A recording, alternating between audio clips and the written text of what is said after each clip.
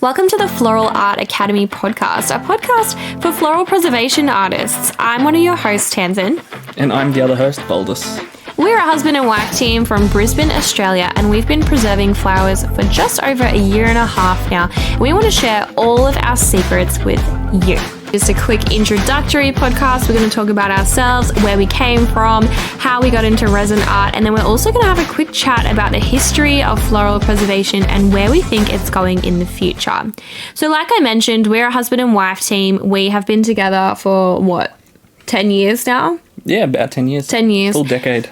That's crazy. And we only got into resin art about mid-2020. So during the pandemic, I picked up a hobby like everybody else in the world when I was working from home, and resin art just seemed to be the one. I picked up a trial kit and I was making like colorful resin pieces. So chopping boards, serving boards, coasters, things like that.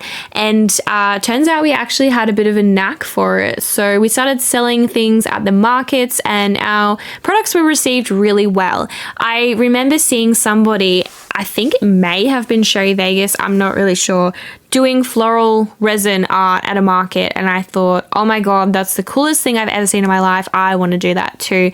And I just fell down the rabbit hole and started making pieces with flowers that I was growing here on our farm and drying and pressing and then putting into resin, but I just couldn't get anyone to buy it. No, it was about a year later that you kind of shifted your business. Yeah, so in December of 2021, I made the decision that I was going to move into the wedding industry, and everyone around us thought that I was absolutely flippin' crazy. Everyone we knew thought that we were a bit cuckoo nuts going into the wedding industry and potentially cutting out a whole bunch of customers. But what ended up happening was by November, we had hit our first 6 figures in sales just doing wedding and memorial floral preservation. Yeah, everyone was saying how many brides really get married per week. Well, as it turns out, in just the Brisbane area alone, it was something like 1,500 per weekend. Yeah, and I mean, I think we jumped in at a really good time too, where there was just no one else, especially where we live in Southeast Queensland. There's no one doing this kind of work. And so everybody who's Googling like bouquet preservation or is hearing from word of mouth, you know, that they should be doing something with their wedding bouquet, if you're the only person in your city, then you're pretty much guaranteed all of the work. Queensland, I think there's, 3 people? 3 that I know of. There could be people popping up. But yeah, so there's only a handful of us here in Australia. There's really not that many when you look, I guess, to the United States, which seems to be kind of the big player at the moment in the space with the most artists. I know there's artists in the UK, there's artists in Russia, there's artists in other countries, but the US just seems to be the one that I see that has the most. The most exciting part of the floral preservation business to me is that everybody has the opportunity to succeed in their own kind of way, because like everybody has a different way of doing art, everybody has a different style, and so everyone can kind of coexist together at the same time. We don't all offer the same thing, so we might all offer, say, ring holders or square blocks or whatever, but each artist is going to have their own unique flair that they sort of bring to the table. So for example, we at Wild Clover Collective, we just do packages. We don't allow people to purchase individual items. Whereas I know that other artists don't work like that, and they have like menus to choose from, or they have particular ways that they do things and they offer things that we don't. Let's talk about our history for a little bit. So I am a former primary school teacher. I had taught for about 6 or 7 years before jumping into resin art full time. And I taught kids from the ages of kindy all the way up until about 12 years old. And I think even back then, I was like chief chaos coordinator. My classroom was always busy and lively and full of art all around the walls, and I just love doing something different every single day. I'm not the kind of person that could be boxed in to a job where I'm constantly like looking over spreadsheets or something like that. I think that would drive me nuts. My background is quantum physics, a lot of experimental research, and I was also a science officer for a university. And when I saw Tamsin buying molds that still had smudge marks on the molds, I decided to move over into her business and help her out and start making molds, because a lot of my research was optics based, so I knew how to keep things shiny. And we also had baby Quinn earlier this year, so I needed someone to come and help me with all of the work that I wasn't doing when I was pregnant and newly postpartum.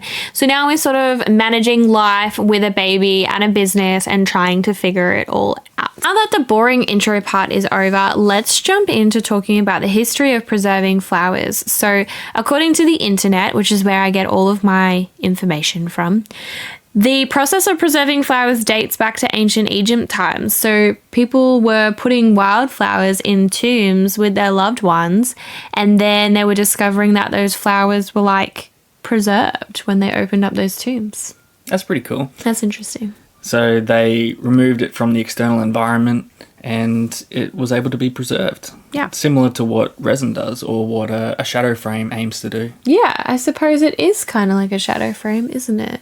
And then in the 16th century, the Japanese people started actually creating art with flowers, and that was called oshibana. So the art of drying and pressing plants, and then they put together these intricate, beautiful pieces on washi paper. So really that's kind of the first styles we see of pressed frames. And then in the 18th century, it seems that there was trade between the regions. So they were trading oshibana from Japan to Europe, and then Victorian England discovered flower art and they just went absolutely nuts making floral art stuff, including garlands, pictures, jewelry, fans, and gloves. They added dried flowers to like everything. They made like beautiful, intricate ribbon work with flowers. Like the Victorian English people loved their flowers. They were all about that dried flower art life. Were they the ones that also made flowers mean certain things?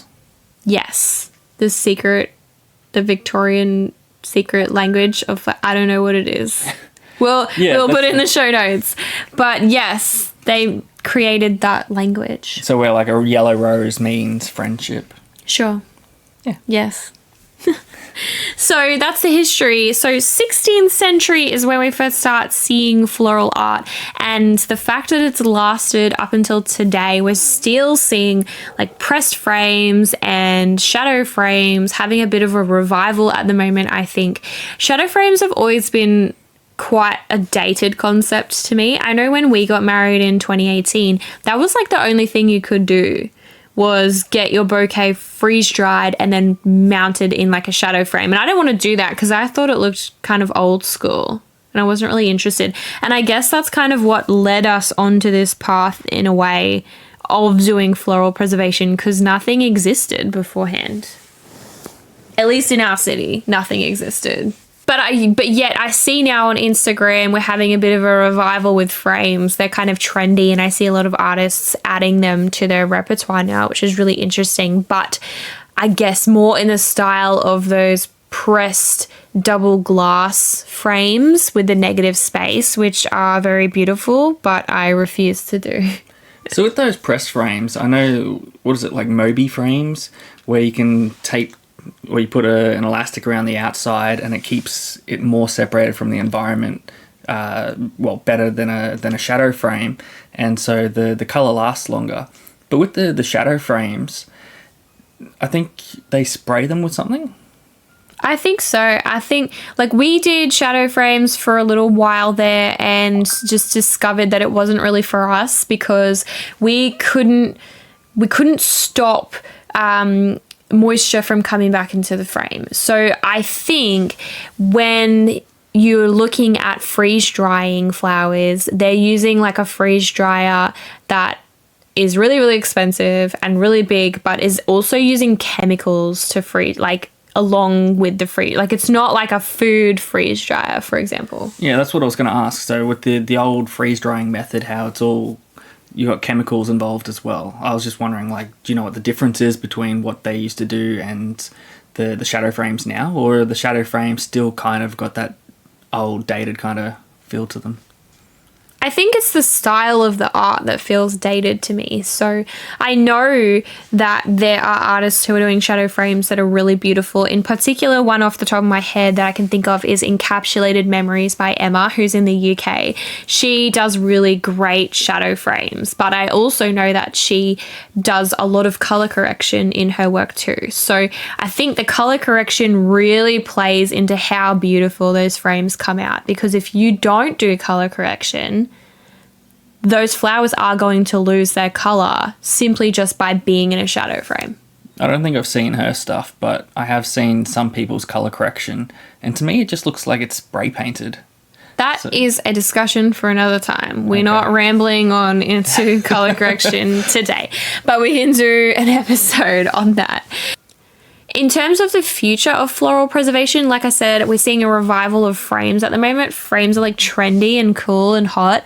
I think resin itself might be a fad that's going to fizzle out or change somehow in the future, but I think floral preservation is here to stay, particularly in Australia. It really hasn't blown up yet. We haven't seen like the full force of its popularity like we can see in the United States right now. So it's... Well, we're assuming that it's already at its peak. It might not be. It might not be at its peak. We thought that the ocean resin stuff that you used to do back at the markets would burn out really quickly, and that still seems to be growing in popularity now, like a couple of years later. Yes, I think ocean resin style is gaining popularity at the moment with like people who are at home doing craft at home. I think a lot of people are still trying to master that technique. So I wonder, it's only a matter of time, I guess, before people start branching out into floral preservation. Yeah, well, my point was floral preservation with resin may be a trend, but it may also last longer than we think it will last. I think it's going to last a while. I think just the fact that people have been making art with flowers since the 16th century and we're still doing it today, I think floral preservation is definitely going to stick around. How we do that might change though. But I don't really know what the future looks like. Me personally, I hope that it is just flowers dipped in resin and recreated as a bouquet, because I really like that, even though you don't. I hate the idea of doing that. Yeah, I'm not sure. I don't have an idea in my head of what that looks like. I'm actually not that creative to think of new stuff. You'll wait till Pinterest tells you what the next Yeah, I'll just wait for Pinterest to tell me. Cool. Anyway, well, that is our first episode. I hope you enjoyed listening along. Maybe you're measuring and mixing in the studio while you're listening to us. Or maybe you're thinking about jumping into floral preservation yourself, but you haven't taken a step yet. Let us help you. Floral Art Academy, we're on TikTok, we're on Instagram, we're on Facebook. Now we're on Podcasting World. And we've also got a blog and our website too. Yeah, we're pretty much everywhere. We will be. We will be. Goodbye for now. Bye for now. Bye. Good night to you. Good afternoon, good evening, and good night. I don't know if you can say that.